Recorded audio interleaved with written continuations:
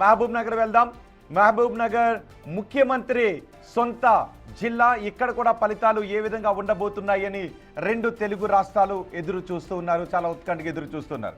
కానీ మహబూబ్ నగర్ నుంచి సమాచారం అందించడానికి మా ప్రతినిధి శంకర్ మనకు అందుబాటులో ఉన్నారు.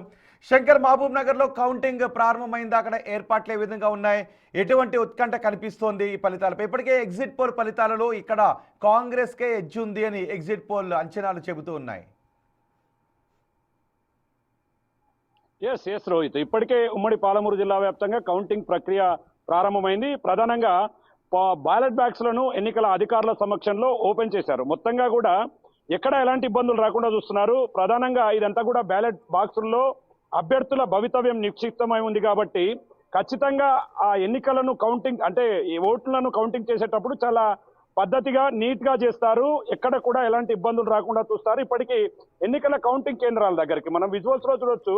మొత్తంగా అభ్యర్థులు కూడా చేరుకున్నారు, వాళ్ళతో పాటు ఏజెంట్లు కూడా వచ్చారు. మొదటి ఫలితాల వెలువడి దాదాపు గంట నుంచి 2 గంటలు పట్టే అవకాశం ఉన్నాయి.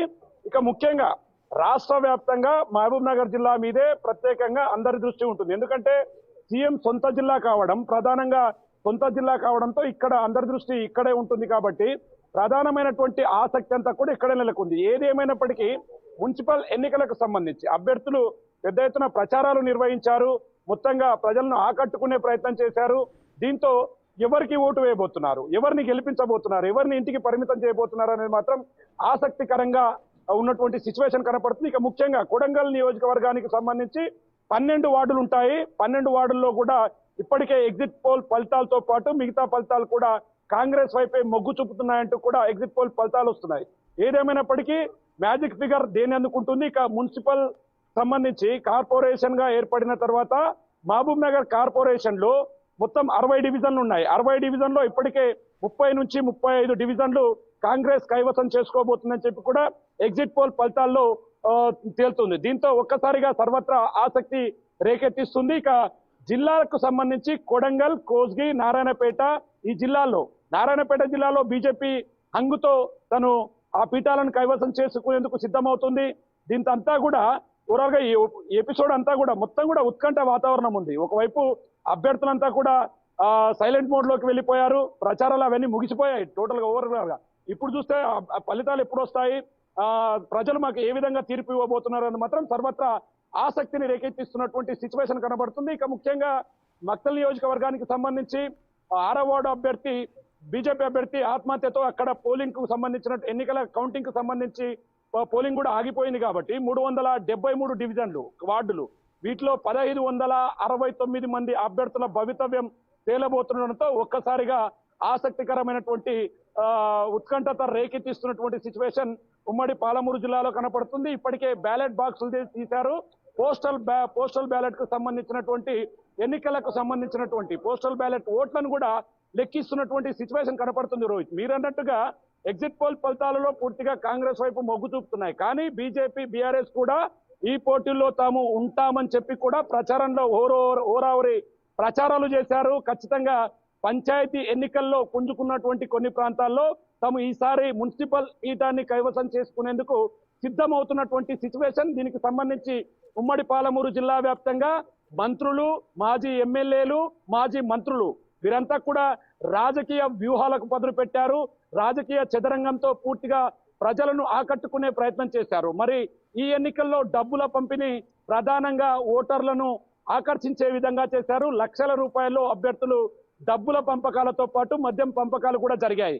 దీంతో ప్రజలు తీసుకున్నటువంటి డబ్బులకు ఎవరికి ఓటేస్తారు, లేదంటే ఆలోచన విధానాలతో ముందుకు వెళ్తారా, తమకు కావాల్సినటువంటి అభ్యర్థిని ఎన్నుకుంటారా అనేది మాత్రం సర్వత్రా ఆసక్తిని రేకెత్తిస్తుంది.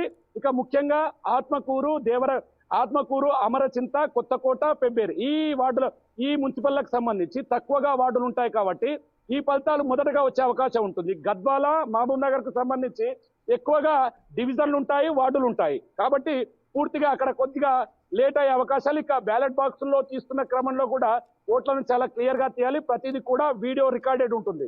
ఎక్కడ ఎలాంటి తప్పు జరగకుండా జాగ్రత్తగా వ్యవహరిస్తున్నారు. మక్తల్ నియోజకవర్గానికి సంబంధించి వాకిడి తేరి కూడా మున్సిపల్ ఎన్నికలను చాలా ప్రెస్టేజ్ ఇష్యూగా తీసుకున్నాడు. ఇక ముఖ్యంగా అలంపూర్ నియోజకవర్గంలో బీఆర్ఎస్ కు సంబంధించి స్థానిక ఎమ్మెల్యే విజయుడు ఉన్నాడు కాబట్టి అక్కడ ఖచ్చితంగా బీఆర్ఎస్ బాగా వేయాలని చూస్తుంది. గద్వాల జిల్లాలో కూడా కాంగ్రెస్ పార్టీకి ఎడ్జ్ ఉన్నప్పటికీ అక్కడ కొంత రెబల్స్ బెడద అనేది ఎక్కువగా ఉంది. ప్రధానంగా వనపర్తి జిల్లాలో పంచాయతీ ఎన్నికల్లో కాంగ్రెస్ పార్టీకి రెబల్స్ బెడద ఎక్కువ కావడం, ఇండిపెండెంట్ అభ్యర్థులతో నష్టపోవడంతో ఈసారి అధికార పార్టీ అధిష్టానం అంతా కూడా స్పెషల్ గా దృష్టి సారించింది. పార్టీ లైన్ దాటితే వారి మీద వేటు వేస్తామని చెప్పింది.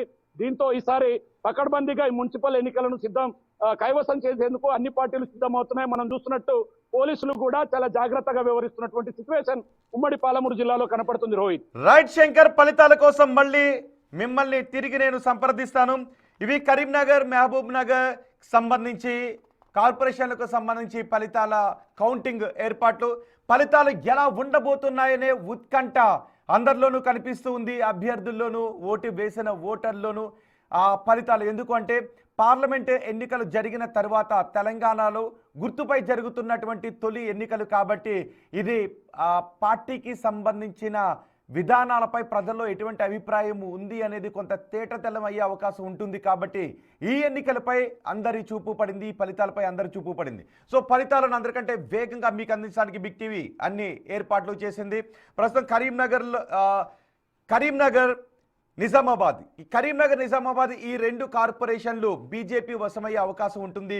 మిగిలిన 5 కార్పొరేషన్లు కాంగ్రెస్ వశమయ్యే అవకాశం ఉంటుందని ఎగ్జిట్ పోల్ అంచనాలు వేశాయి. మరి ఇప్పుడు ఎగ్జిట్ పోల్ అంచనాలు తారుమారయ్యే ఫలితాలు వస్తాయా, లేదు ఫలితాలు అదే విధంగా ఉంటాయి? కాంగ్రెస్ అంటూ ఉంది అన్ని కార్పొరేషన్లను మేమే కైవసం చేసుకుంటామని, లేదు మేము సత్తా చాటుతామని ఇటు బీఆర్ఎస్ చెప్తుంది. ఏం జరగబోతుందో చూద్దాం. బ్రేకింగ్ న్యూస్ మనకు అందుతుంది.